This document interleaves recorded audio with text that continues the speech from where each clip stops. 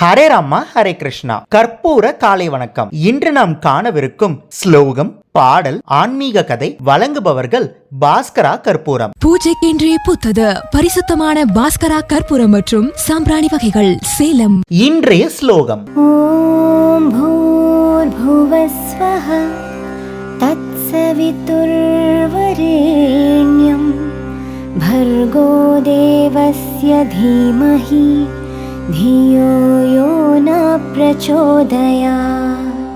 ॐ भूर्भुवस्वः तत्सवितुर्वरेण्यं भर्गो देवस्य धीमहि धियो यो न प्रचोदयात्.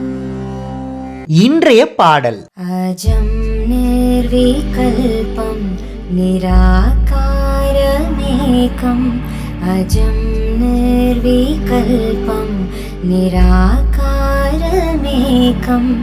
निरानन्दमानन्दम् अद्वैतपूर्णं निरानन्दमानन्दम् अद्वैतपूर्णं परं निर्गुणं निर्विशेषं निरीहं परं निर्गुणं निर्विशेषं निरीहं परब्रह्मरूपं गणेशं भजेमा परब्रह्मरूपं गणेशं भजेमा अजं निर्विकल्पं निराकारमेकम्.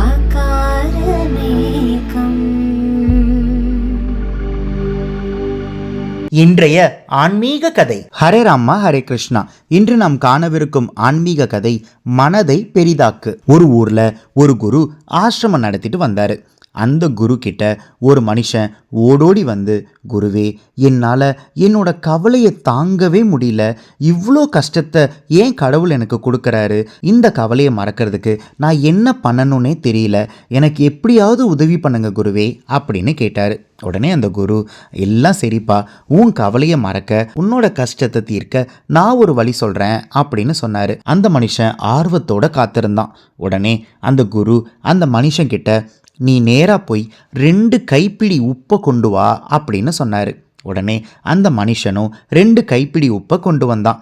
இப்போ குரு அந்த மனுஷன் முன்னாடி ஒரு சொம்பு தண்ணியை வச்சு அதில் 1 கைப்பிடி உப்பை போட சொன்னார்.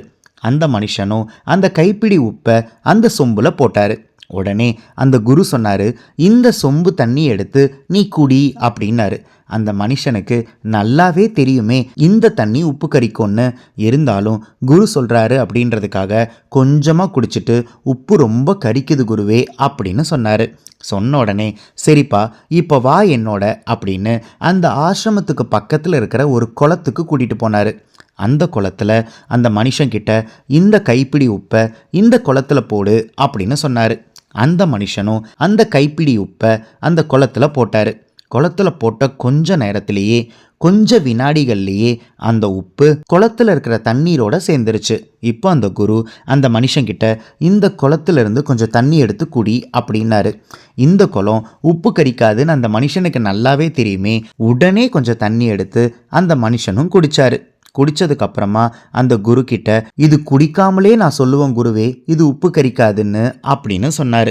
உடனே அந்த குரு, அது எப்படிப்பா, ஒரே கைப்பிடி உப்பு தான், அதே அளவு உப்பு தான் அந்த சொம்பில் இருக்கிற தண்ணீர்லேயும் போட்ட, அதே அளவு உப்பு தான் இந்த குளத்துலேயும் போட்ட, இது மட்டும் ஏன் உப்பு கரிக்கல அப்படின்னு கேட்டார்.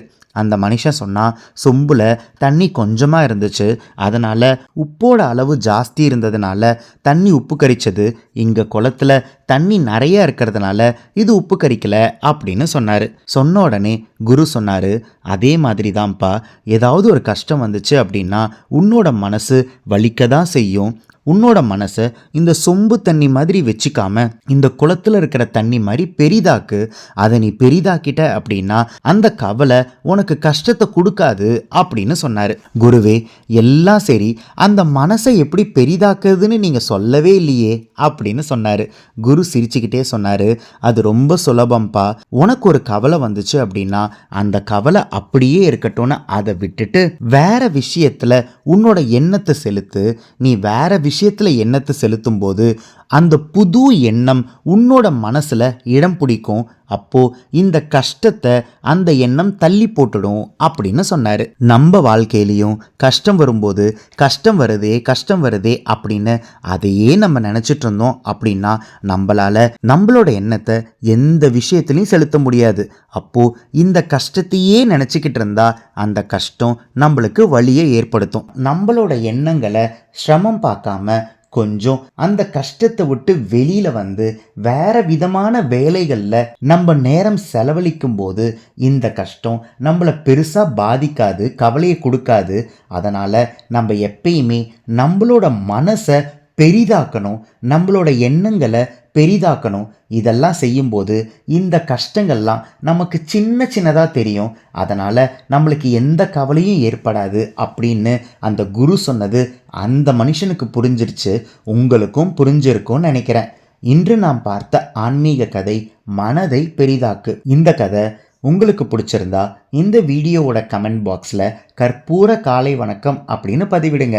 நாளை இன்னொரு ஆன்மீக கதையில உங்களை சந்திக்கிறேன். ஹரே ராமா, ஹரே கிருஷ்ணா. பூஜைக்கென்றே பூத்தது பரிசுத்தமான பாஸ்கரா கற்பூரம் மற்றும் சாம்பிராணி வகைகள், Salem. ECG cards, Ramayana Mahabharata playing cards. ராமாயண மகாபாரதத்திலிருந்து 108 கேரக்டர்ஸை பத்தி நீங்க நிறைய விஷயங்களை தெரிஞ்சுக்கணும்னா இந்த ப்ராடக்ட் உங்களுக்கு தான். இது ஒரு பிளாஸ்டிக் பிளேயிங் கார்ட்ஸ். ஒவ்வொரு கார்டையும் இண்டிவிஜுவலா ஸ்கேன் பண்ணி அந்தந்த கார்டுல இருக்கிற கேரக்டர் பத்தி யூடியூப்ல தெரிஞ்சுக்கலாம். ஒவ்வொரு குழந்தைங்களும் கத்துக்கிட்டே விளையாடலாம், விளையாடிக்கிட்டே கத்துக்கலாம்.